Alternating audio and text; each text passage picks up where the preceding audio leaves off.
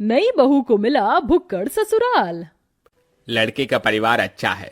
3 नंद, माता पिता, साथ में 2 छोटे भाई भी हैं। लड़का इंजीनियर है और बहुत पैसे कमाता है। ये सुनते ही नैना के होश उड़ जाते हैं। 3 नंद, 2 छोटे देवर, ऊपर से सास ससुर के साथ मेरा पति, इतना बड़ा परिवार। अरे माँ, इतने बड़े परिवार में तो मैं परेशान ही हो जाऊंगी। काम भी करूं और उनके ताने भी अलग से सुनो। अरे बेटी, परेशान क्यों होती है? पंडित जी, मेरी बेटी के लिए ससुराल ऐसा दिखाओ जहां माता पिता और लड़का इकलौता हो, ताकि मेरी बेटी को ज्यादा परेशानी ना उठानी पड़े। चलिए, अगर ऐसी बात है तो ठीक है, मैं आपको एक अमीर घर का रिश्ता दिखाता हूँ। इकलौता बेटा है, साथ में माता पिता रहते हैं। नैना जैसे ही लड़के की फोटो देखती है, उसे लड़के की तस्वीर अच्छी लगती है। अरे लड़का तो अच्छा है, इकलौता है, परिवार भी छोटा है, और क्या ही चाहिए। माँ, मुझे लड़का पसंद है। ओहो पगली, चलो ठीक है, कोई लड़का तो तुझे पसंद आया। पंडित जी, अब आप इसी लड़के से मेरी बेटी के रिश्ते की बात चलाइए। हाँ हाँ बहन जी, बिल्कुल।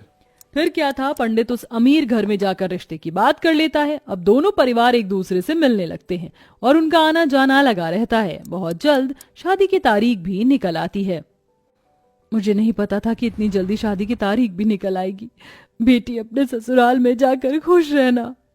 खुश तो रहूंगी ही माँ, छोटा सा परिवार है, सुबह शाम रोटी, दोपहर में सोना, फिर रात को आराम करना।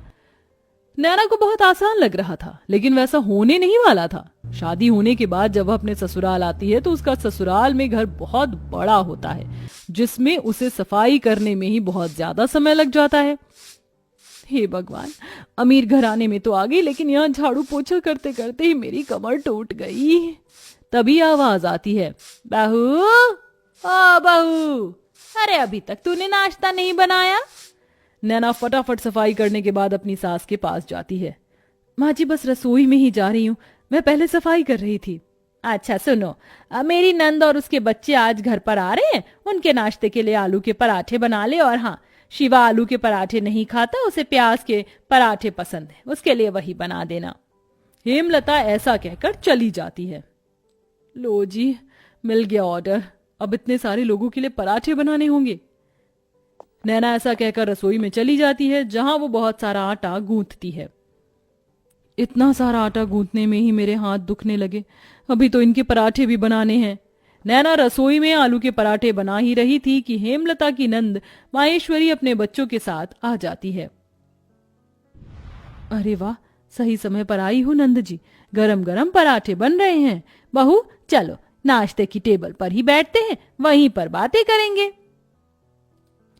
हेमलता पूरे परिवार के साथ नाश्ते की टेबल पर बैठ जाती है, जिसके बाद रसोई से नाश्ते की टेबल का सफर करते हुए नैना बहुत थक जाती है। हे भगवान, नाश्ते की टेबल पर आने आने में ही मेरी फिरकनी बन गई। मैंने तो छोटा सा परिवार समझकर इस घर में शादी की थी, यहाँ तो सबकी अलग ही फरमाइश चलती है। तभी नैना के पति शिवा की आवाज आती है। अरे नैना, मेरे प्याज के पराठे नहीं बनाए तुमने? अभी लाती हूँ जी।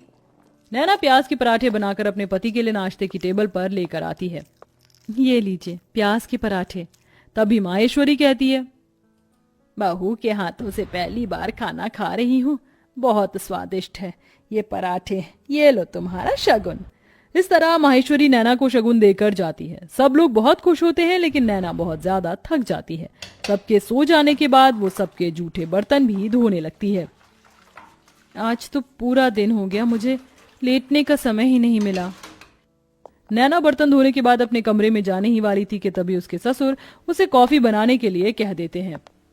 अरे सुनो बहू, जरा 1 कप कॉफी बना देना।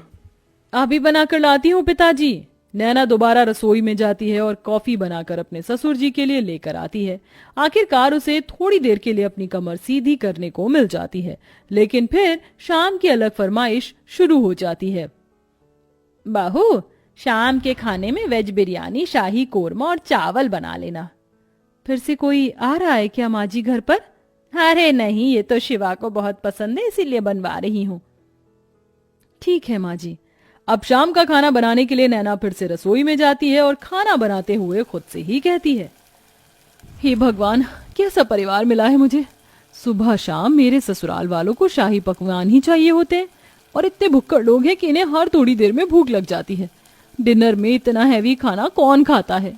मैं तो बेकार ही फंस गई इस घर में आकर। नैना ऐसा खुद से बोलते हुए खाना बनाती रहती है। उसे रसोई में बहुत गर्मी भी लगती है, लेकिन फिर भी वह खाना बनाती है। खाना तो बहू बहुत स्वादिष्ट लग रहा है, खुशबू से पता चल रहा है। हाँ हाँ, मेरी मेहनत जो लगी है, स्वादिष्ट तो होगा ही। नैना भी खाने की टेबल पर बैठकर खाना खाने ही वाली थी कि तभी किसी के आने की दस्तक होती है। हेलो गाइस, मेरे बिना ही खाना खा रहे हो? अरे बेटा चिराग, तुम यहाँ विदेश से कब लौटे? मेरे साथ मेरे कुछ दोस्त भी घर पर आए हैं। आज ही हम ऑस्ट्रेलिया से इंडिया आए हैं। कितने दिनों बाद तुझे देख रहा हूँ नैना। ये मेरे ताऊ जी का लड़का है, विदेश पढ़ने चला गया था बचपन में। मेरा जिगरी यार यही है। जाओ नैना, इन सब के लिए भी खाना परोस कर ले आओ। अगर रोटी कम हो तो और बना लेना।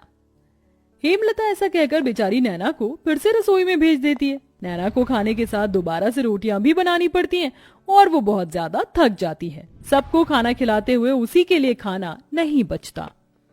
ये लो, बस यही रह गया था, मेरे लिए थोड़ा भी खाना नहीं बचा। कैसे भुक्कड़ लोग हैं, एक बार भी मेरे बारे में नहीं सोचते हैं। नैना को बहुत बुरा लगता है। वो अपने कमरे में सोने चली जाती है। इसी तरह जब भी वह कुछ बनाया करती तो सारा खाना उसके ससुराल वाले ही खा जाते हैं और उसके लिए कुछ नहीं बचता। ऊपर से घर में मेहमानों का आना जाना लगा ही रहता है, जिसके चलते एक दिन नैना की बहुत ज्यादा तबीयत खराब हो जाती है। इनके शरीर में बहुत ज्यादा थकावट है। लगता है काफी दिनों से जरा भी आराम नहीं मिला है, इसलिए शरीर में कमजोरी हो गई है। ये मैंने दवाइयां दे दी हैं, बस आप इन्हें थोड़ा आराम करने दीजिए, जल्दी ही ठीक हो जाएंगी। डॉक्टर की ये बात सुनने के बाद हेमलता को अपनी गलती का एहसास होता है और वह अपनी बहू के पास जाकर उससे कहती है, जब से तुम इस घर के अंदर आई हो सारे काम तुम ही देख रही हो। मैंने तो कोई काम नहीं किया है और ये भी नहीं सोचा कि तुम कितनी थक जाती होगी। मुझे माफ कर देना बहू, लेकिन आज से मैं भी तुम्हारी मदद करवाया करूंगी।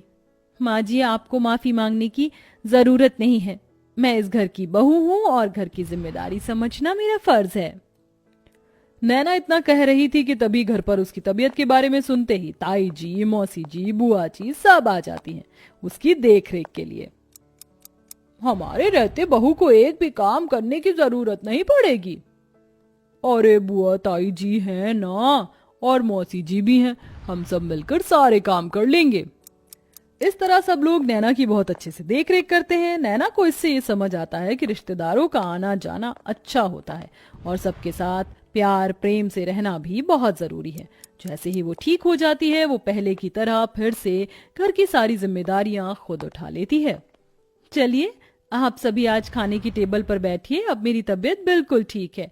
मैं आप सभी के लिए आपकी पसंद का खाना बनाऊंगी। नैना ऐसा कहकर रसोई में चली जाती है। पीछे से हेमलता आती है। अब से मैं भी तुम्हारी रसोई में मदद करवाया करूंगी और मैं जानती हूँ आखिरी में तुम्हारे लिए कुछ नहीं बचता, इसलिए पहले ही तुम अपने लिए खाना निकाल लिया करना। ये सुनते ही नैना को बहुत खुशी होती है और उसे अपनी माँ की याद आ जाती है, जिसकी वजह से उसकी आंखें भर आती हैं। अरे ये क्या बहू, तू रोने क्यों लगी? बस आज आपकी बातें सुनकर मुझे अपनी माँ की याद आ गई। हेमलता उसे गले से लगा लेती है। इस तरह दोनों सास बहू मिलकर घर को संभालती हैं और एक साथ खुशी खुशी रहने लगती हैं।